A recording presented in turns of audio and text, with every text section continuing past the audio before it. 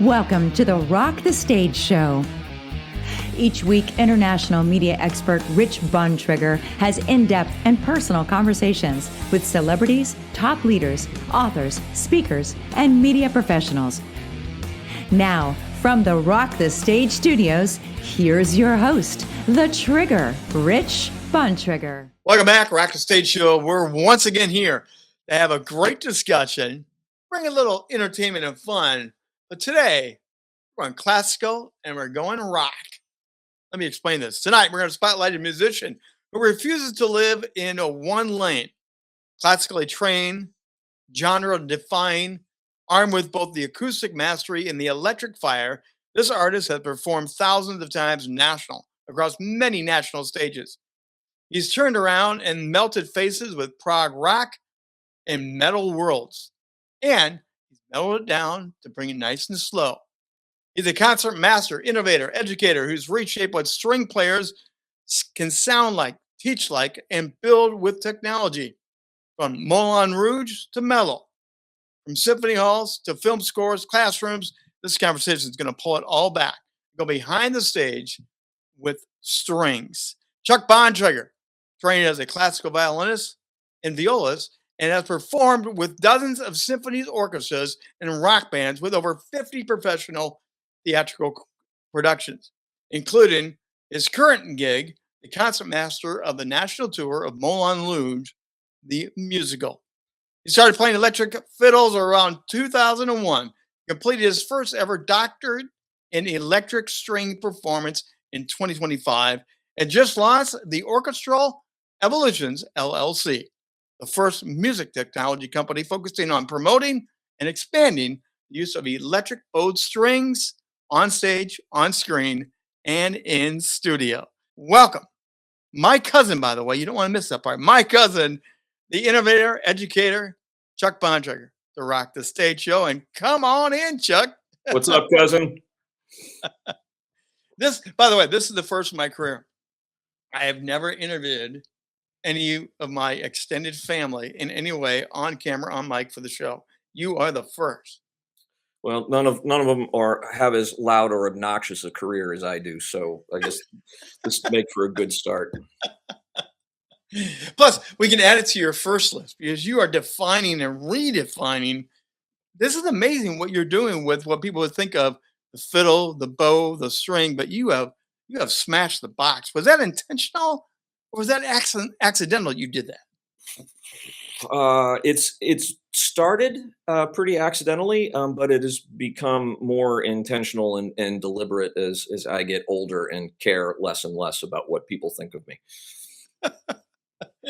Now, do you ever get the question, because you do play different string instruments and they don't look like the typical Charlie Daniels band fiddle? Do you ever get questions about what the heck is that thing on your shoulder? I do get questions about it.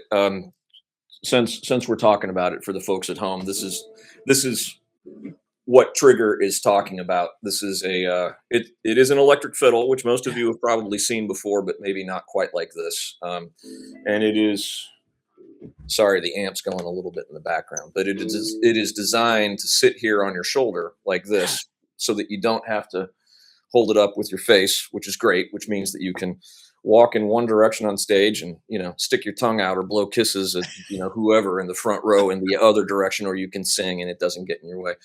A lot of them these days also have extra strings. You all are used to seeing from elementary school orchestra, an instrument with 4 strings on it. This one has 7. 7. And the reason that it has 7 is because that it can. We don't need the sound box. The body of the instrument is like a natural amplifier.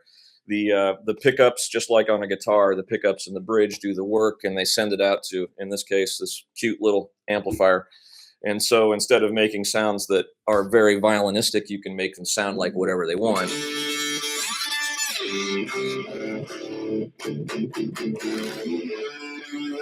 So these strings give me range down into, and depending on how I've tuned it, even a little bit below standard guitar range.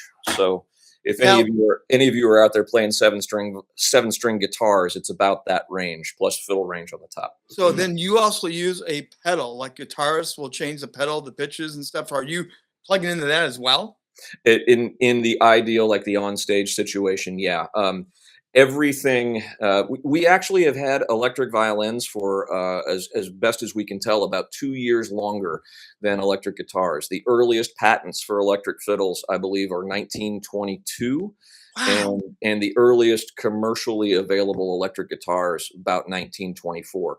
So all of the gear outside of the instrument and the bow, all of the gear that I Right. use was made for guitarists and bassists. But it's the same thing. I've got 6 of those amp stacks. I've got 6 of those sitting in my Yes. basement at home. And like a lot of guitar players who, especially the guitar players who aren't married and don't have kids, I have way more gear than anyone needs. I don't know if you've ever heard that that guitarists have gas gear acquisition syndrome. That's No, no, that's no, me. no. But since we are family, I can ask you this Yeah. question. Are you a little bit ADD because you play so many different instruments? You do play the heavy rock metal and you Mhm. do play the classical and you're doing Moulin Rouge. Are you always turning dials in your head, changing constantly? Is that part of you and the creativity? What tipped you off?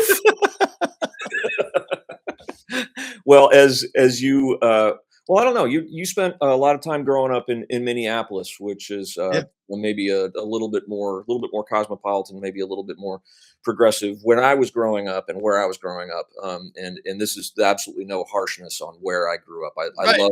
I loved growing up in Springfield, Missouri, but we didn't have the ADHD or the OCD at the time. You showed up and you got your homework assignments and you did them, or you Yes. know, or there would be consequences. So I don't know. I've never. It wouldn't surprise me that I could probably qualify for a couple of diagnoses these days. But Now, I do have to let everyone know watching here today, and by the way, we are going to have him play a little bit. But the first time that I saw Chuck break the stereotype of what I've known and heard and seen from band, orchestra, and everything else, I saw you with Mark Wood, and Mhm. you're performing "To Live Is to Die" by Metallica with a full string group with you Mhm. at the Rock Orchestra camp.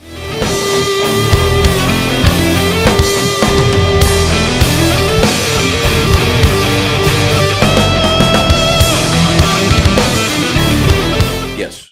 That blew my mind. First of all, it's my cousin. Second of all, he's crushing it. And I'm like, what are they doing with Metallica? How did that all come about?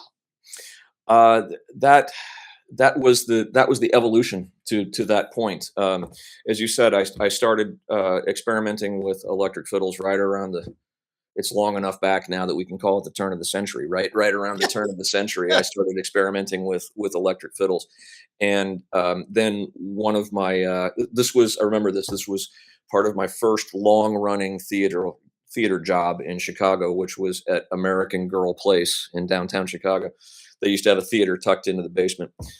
Be brave, be true. By the way, um, the one of my subs, if I ever needed to have a night off, I could call in some substitutes to spell me a little bit, and one of them spent a lot of time in not so classical styles, but with acoustic instruments, so folk and country and bluegrass and that kind of thing.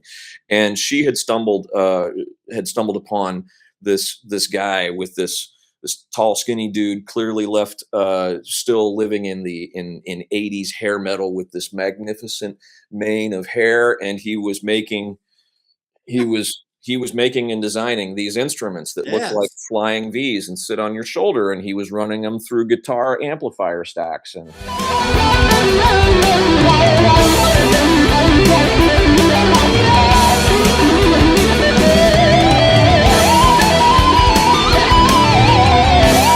I like I need to know more about this. And as soon as I saw what Mark Wood was doing with these instruments and the extra strings and the sounds, like guitar on the bottom and violin on the top, and I realized, oh wait, I can make the sounds that I've always had in my head that I've loved since high school. I was kind of a metalhead in high school. Um, I can make these sounds with the skills that I've been working on since I was 6. Oh yeah, Mhm. I'll be having that. And so I bought my first electric instrument almost immediately. It had 5 strings on it. I experimented with that a lot, and then after a couple of years, I had my first 7 string, and now I own 4 of them actually, um, and all made by Mark Wood. Wow.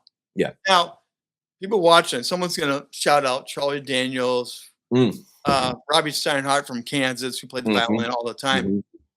David Ragsdale. Yeah. Yes. Okay. And which I love Kansas. I love all those guys. I've listened Mhm, to, grown up on. But the violin, you're even taking a step further than what those guys have done. mhm. Let's just be clear. You have taken it a step further.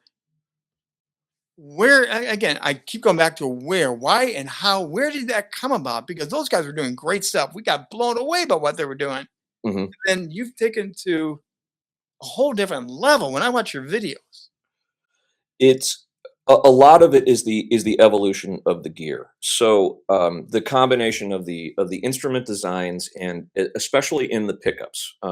So the pickups that are on the instrument that I was just noodling around on, those yeah, have only been around for 25, 30 years, but they've only really been known in the last 10. It is only in the last 10 years or so that the construction of the multiple different makers yeah, has gotten good enough. The sound is clear enough, and also a very important part of it. And I guess I have guitarists to thank for this, grudgingly, but there's been a revolution in guitar processing, going not just from these large amp stacks, but for these processors that look like pedal boards but essentially have computers in them, and inside the guts of these processors are the digital signatures of every amplifier that every guitarist has ever played. And I'm exaggerating a little bit, but it's just in the last 5 to 8 years that those they call them sims or models or profiles, depending on mhm, the proprietary. But it's only very recently, in the last half generation, that they have gotten to where they sound good enough and feel good enough. The response that they give from the instrument, that the way it talks with the instrument, they feel like pretty close to real amplifiers. And they're still the reason I still own those half stacks, that I still break my back carrying them to gigs yes, occasionally, is that it lets me stand on stage in front of this cabinet and I can be awash in sound mm, that I am controlling. And there's that energy. And if any of you have ever been to any kind of public event where everybody started to get excited, there was that energy in the room. When yes, you go to a sporting event and your team scores. Sorry about the Packers, by the way. You go to a sporting event, your team scores, the stadium or the arena erupts, and there's something very special about yes, all that sonic energy. When you're standing in front of one of these amplifiers on stage, you have that kind of all to yourself, and you can control it. And the digital processors still don't give you that feel, mm. but the sound and the response coming off of the instrument are there. So Um, before we move on, is that part of the reason more bands are popping violins in some sections? There are more and more bands popping in, and it's like that wasn't there in the original cut, and you're now bringing it in to live stage. It's a new dimension, but is technology part of the reason they're finally willing to step out and do it? Absolutely. Technology is part of the reason. First of all, the advances in guitar gear and advances in construction of the instruments and the pickups mean that we can sound good. Um, it's been very, before the last 10 years, I could name maybe a double handful of people, basically starting with Jean-Luc Ponty and leading up to Mark Wood. He was kind of the latest of this technological revolution generation. Not many of us have figured out how to make these instruments sound good. They tend to sound really thin and Mm, whiny and spiky and shrieky if you don't know what you're doing. And now the guitar gear is also so flexible that I can sound like a screaming electric guitar, or I can yes. sound like an entire pop string section, or I can sound like a synth. Mm. If you want a Rush keyboard line, I can give you something that sounds pretty close to that. Uh, Yes. and because the sound is being made by a bow, which is different, and not I'm not saying better, just different than a guitar pick or a keyboard key, or the breath articulation on a wind or brass instrument. Because the bow works differently than any of those, these may be classic sounds, but they have kind of a fresh take because they're made a little bit differently, and so it tweaks the ear, I think, whether you realize it or not. Well, there's a quote that I love that you said is, okay, I'm not just playing violin, I'm redefining it. And then to go with that statement, you are the first ever person to get a doctorate in electric violin performance. How did they just make up the category and say, here, Chuck Bontrager gets this? Or how did you get that, man? Well, first of all, I want to make sure that I articulate that. I don't. I'm pretty sure that is true. I've not heard, and I did do some research on it. I admit I didn't work too hard to disprove that Right. I'm the first to get this degree. I'm pretty sure that I am. I'm going to pretend that I am until Yes, of somebody course. Own it. smacks me for it. But how did that come up? So there is a now dear friend who's just retired from the University of Illinois, a guy named Rudolph Haken. And he just finished his 30th year of teaching primarily viola, acoustic classical viola at the University of Illinois. Rudolph started playing electric instruments, electric fiddles also, a long time ago, and even more forward thinking than some of the rest of us realized, oh, we need these, and we need these at the level of higher education. So he was throwing himself against the wall of the ivory tower for years. And then during the pandemic, everybody's shoulders were shrugged and hands were up, like, hey, give it a shot. So he had just gotten his program opened up at the graduate level, and I was looking at my calendar and thinking, man, 2021 is probably going to be as dry professionally as 2020 was. Right. And my mother had just passed near the end of 2020, and I realized that, okay, things in my life are changing. If I sit on my butt on the couch throughout 2021, which is kind of what I did in 2020, I'm going to regret it for the rest of my life. So the short version is I wrote some petitions. I got a hold of Rudolph, realized he had graduate offerings. And in the winter spring semester of 2021, I did a master's in electric fiddle. And then they came to me and said, "Hey, do you want to do a doctorate? We think you'd probably be the first." And I said, "No, I do not. I do not want Really? I have written enough stuff. I promised myself, leaving my first college experience half my life ago, that I was not going to write any more papers." Right. And they came back and said, "Well, what if we, gave you some money, kind of evened it out, so that over the course of the first 3 years, we kind of make you. We're not going to pay you per se, but we'll make you even." Yeah. Okay, let's do it. And as it turns out, I loved it. If you're not in the right place in your life and in your head and in your heart to be in school, especially after you've been out in the real world working a little bit, then Right. Yes. don't go to grad school just to go to grad school because it's what you think you want to do. Right. My first attempt at grad school, I did that, and it didn't work out very well. I did it because that's what I thought I was supposed to do. Well, this time I had something that was special to me that I wanted, and I had the support behind me to help it happen. I was very, very fortunate all along the road on that. It was definitely the time, and it worked. Even when I was able to get through my first year of coursework, and then I started touring with Moulin Rouge, and so I finished the degree essentially from the road. Just take the occasional weekend off to fly back and do a recital or whatever.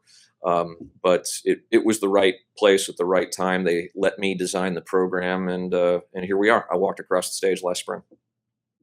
So, with all that being said, from what I can tell on our crack research team, you've done over 6,000 performances in some fashion, national tours, major productions, Broadway, Moulin Rouge. Mhm. You've done all these things. Mhm. What keeps you going?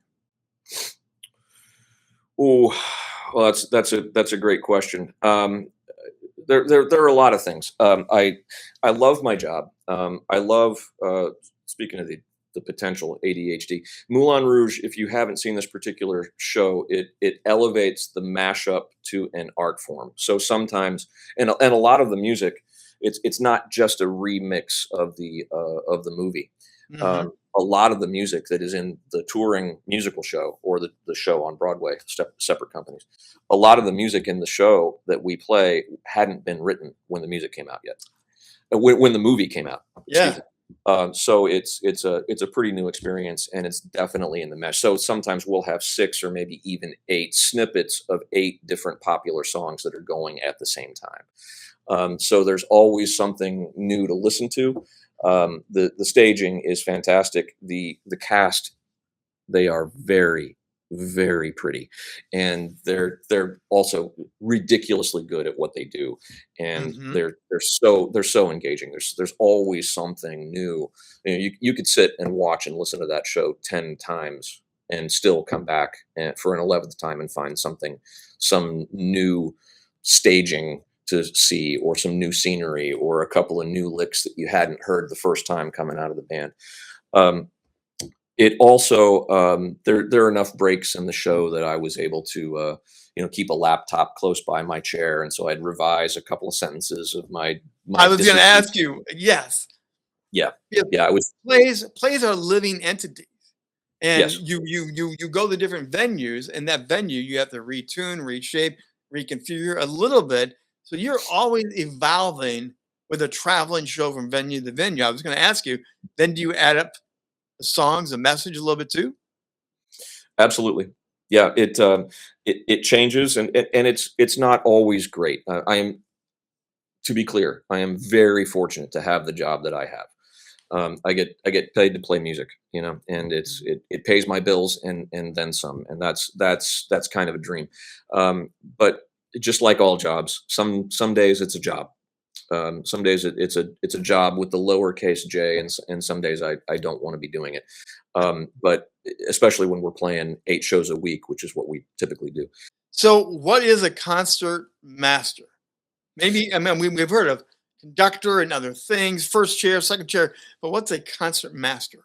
Sure. The concert master it's a pretty archaic term, and really, for my job right now, it doesn't really count. But the concert master is that first chair, first violin. The guy, if there isn't an oboist on stage, that person comes out and plays the open A string that the rest of the orchestra tunes from, Ah, and that person will play, unless the composer specifically designates it for, wants to scare the heck out of the 6th chair second violin and deliberately notates the solo just for that player. The concertmaster will play the solo. So in a show like mine, Moulin Rouge, where there are a lot of fiddle players in the tracks that we play along with, but there is one live violin player and one live cello player. ah, Concertmaster, it's not like I'm leading a section of 40 string players. right. I'm only co-leading a section of 2, but it's a nice thing to pad the resume with. It makes a lot more sense in relation to, for example, the orchestration on Hamilton. I was concertmaster of the Hamilton sit Oh, down that sat in Chicago for 3.5 years, and in that case, there's a band, 10 mhm. players, and 4 of those 10 players are the string quartet. And so that is much more of the string quartet going through the concertmaster, going through the conductor, and interfacing with the rest of the band. It's an unspoken vibe thing that you get to be able to do when you've been doing nothing but practice and play violin and rehearse in orchestras for 30 years. So we're going to go a deep down dive here now with Chuck. So if you start Googling Chuck Bontrager, you will run into Chuck or Charles Bontrager.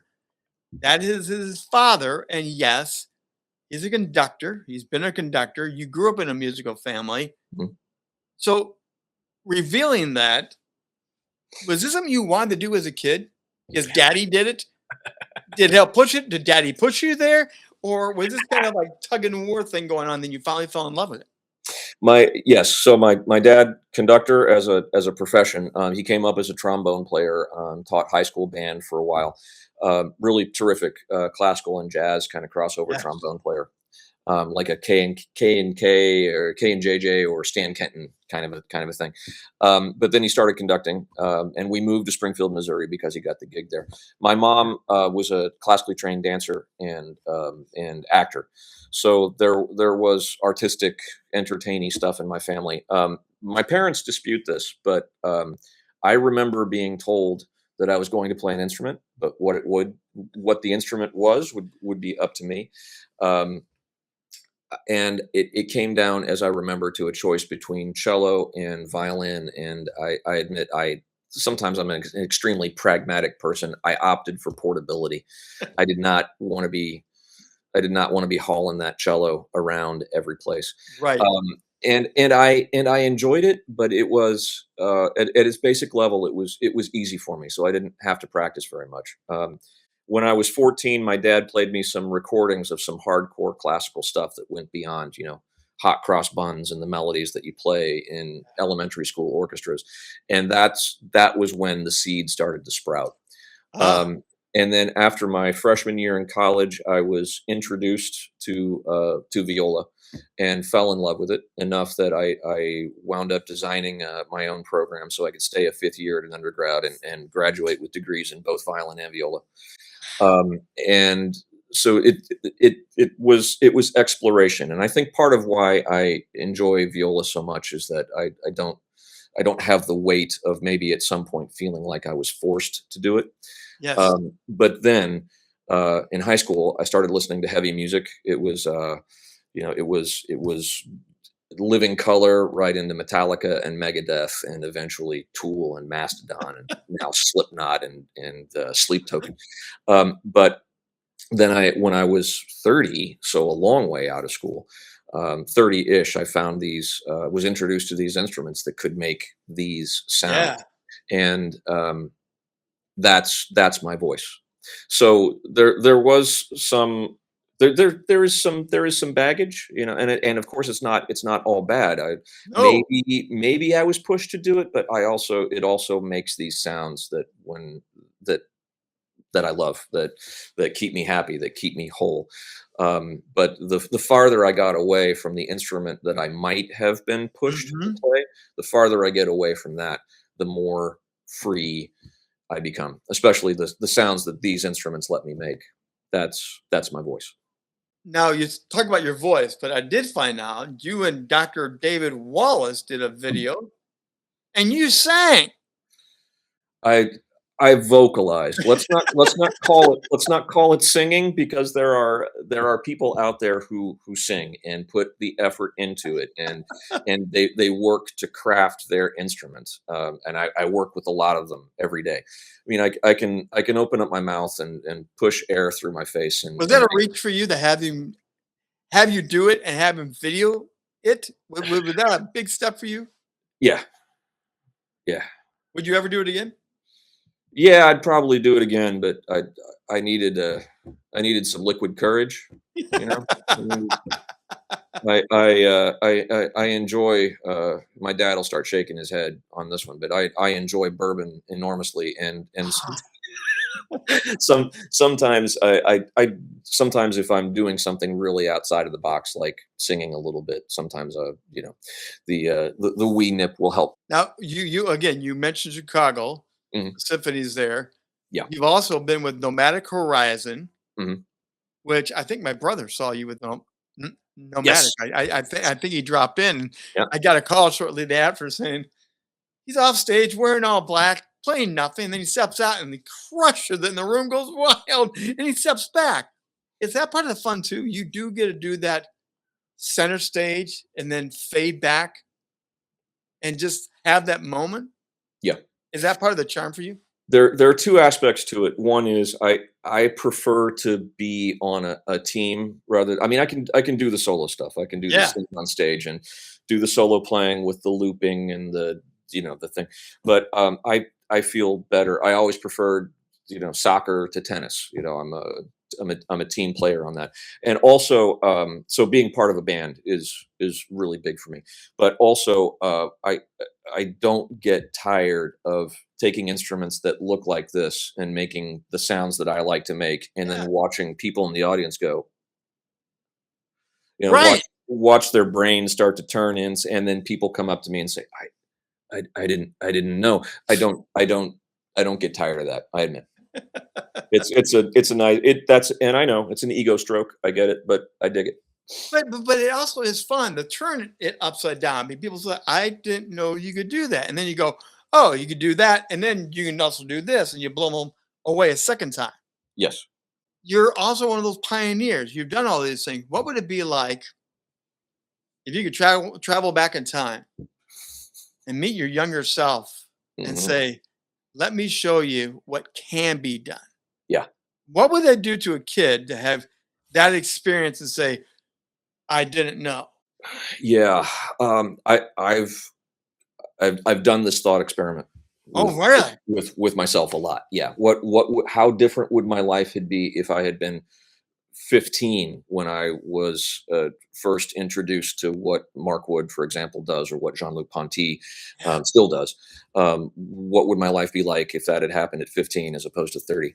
And it's tough to say, and I can't for certain say that it would be better.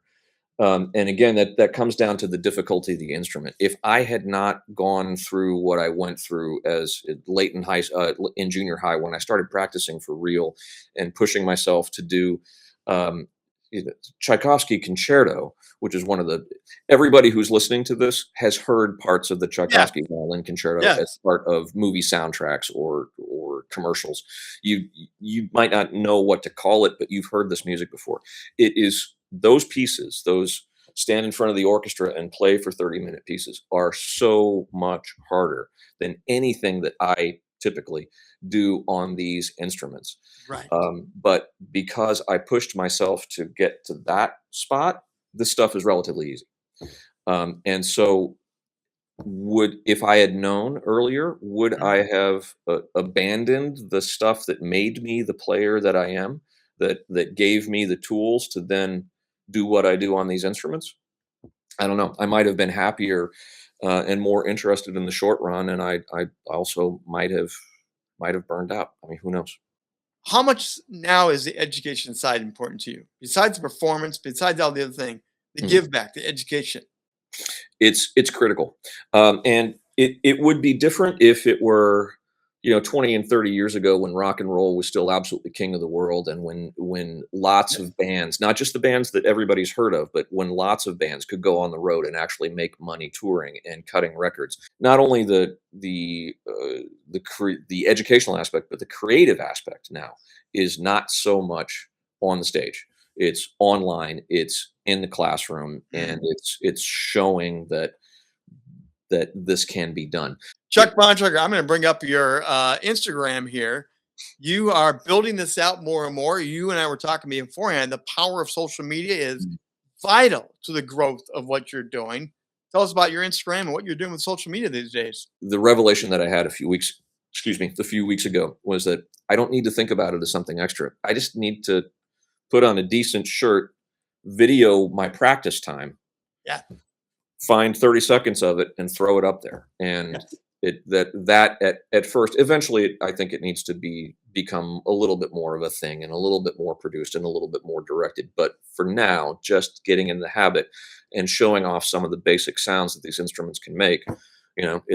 It's heavy distortion on Monday, and it's a synth line on Tuesday, and it's a string section patch on Wednesday, and yada yada through the week, and it'll be a relatively low time impact. But more of us are playing these instruments. More of us need to see and show off what we've figured out how to do.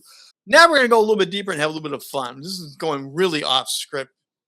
Uh, Based on what we've already learned about Chuck Bontrager, if your instruments were characters in a movie, because I know you love talking about movies and things like that. If your instruments were characters in a movie, which one is the troublemaker? Which one's the genius? And which one's the security that runs the band? oh, Oh, wow. You play all these different instruments, Yeah. and I'm I sure you would talk to them. I yeah, I would say that the acoustic violin is like the diva genius band leader. I would say the electric is especially the 7 string, that's definitely the troublemaker. Okay. I don't know that any of them would qualify as security, but the viola is very, much more soft spoken, very grounded, little darker, a little bit more emo. Mhm. That person would be, and also a little bit more straight laced. So that person would be the manager. The violist, the viola would definitely be the manager. The viola would be the person that holds everything down and tells people, reminds people where they need to be and when for the 17th time. Meanwhile, the violin Ripping it up in the other room. is ripping it up and is also in front of the desk in the dressing room, you know, checking the and the electric fiddle is throwing firecrackers into trash cans. Now, you have played in so many different settings, surroundings. Now let's be honest. You Mm. perform, you repeat, you perform, you repeat. Have you ever, in the middle of something, thought, "I'm just gonna let it fly and freak everybody out"? Have you ever wanted to just go, "Dump, dump, dump, dump"? Throw a bit of a musical tantrum on Yes, right stage. in the middle. Just go wherever Chuck wanted to go. Yes, I absolutely have. I'm too much of a team player to have ever succumbed to that urge at this point. So with the time remaining, can you strap that thing on and let it fly for a little bit for our viewers to hear Chuck Bontrager rip up? We can do a little bit. Okay, so I've got there's an entertainment company in the Chicago area that's booked me for a video shoot coming up Nice. coming up in a couple of weeks because Yeah. I did a gig for them back in September where I did the violin and tracks thing, but instead of being a very beautiful person in a very nice outfit, I was just me. But I was playing the guitar lines rather than the vocal lines, and the people that heard it really dug it, and so I'm going to be recording parts of several tunes that a lot of us know. So, for example, I'm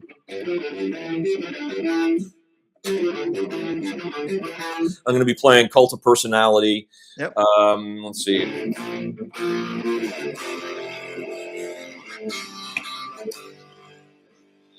Going through all of those chord progressions. Let's see. Mhm. Let's see.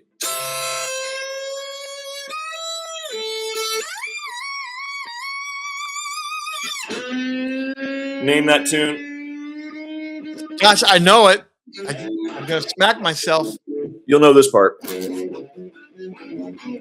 Oh, Ozzy Osbourne, of course. Crazy Train. Yeah, there's that one. This one's one of my favorite. Metallica's version of Bob Seger's "Turn the Page." So Ooh.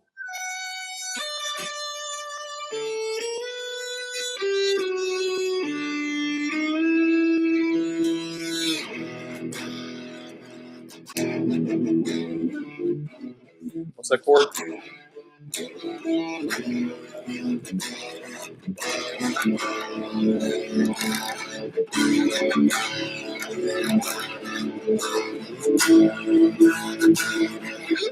Uh,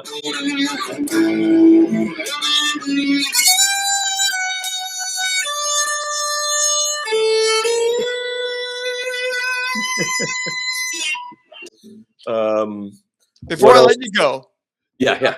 drop one Kansas in there. Oh, sure. Let me turn this. It'll sound a little bit less metal and a I little bit can't get more. you out of here without dropping a little Kansas.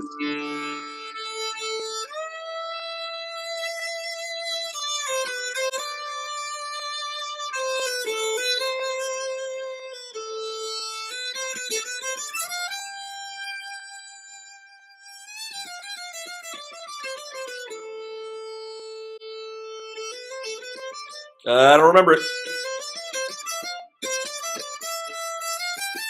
Sorry, folks. Joe's going to kill me for not remembering his line.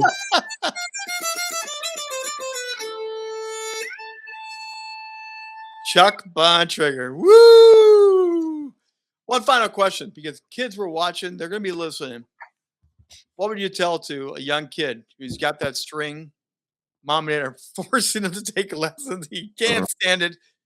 What would you say when a kid sees you play to bring life to him? Interesting that we were just talking about Kansas. So many kids.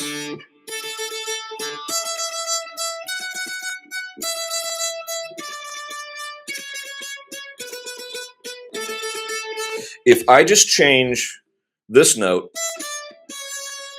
to this,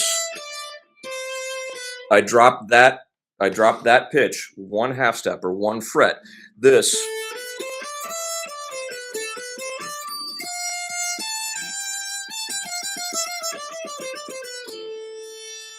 you change that 1 pitch and now you've got Dust in the Wind. Yes. It's the same 12 notes that we use almost all the time in the classical, the rock, the metal, the bluegrass. Scoops and bends aside, it's the same notes. So you learn to play the hot cross buns, you learn to hold the instrument properly, you learn to play in tune, and eventually you can get the instrument that'll let you play anything you want. Chuck Bontrager, thanks for being on Rock Stage. This has been incredible. Where are you going to be appearing next? Are you touring with Moulin Rouge still? Yes, still with Moulin Rouge, and that's keeping me pretty busy until the tour closes at the end of the first full week in August. But most of the time between then and now, I'll be out with Moulin Rouge. So this is Sacramento. We open here tonight, and we're in Sioux Falls next week, and then off for a couple of weeks, and then in Florida for 6 weeks. So we bounce around. Great. Chuck, thanks for dropping in on Rock the Stage. Been a pleasure, man. Thanks so much for having me. That's going to do it for Rock the Stage. But again, a little classical, a little heavy metal, and a lot of things to learn, because the music industry is always changing, constantly changing right now. And as Chuck was talking about, now it's going more and more online. The technology of what he's doing with the violin is now coming in with the advancing technology of online.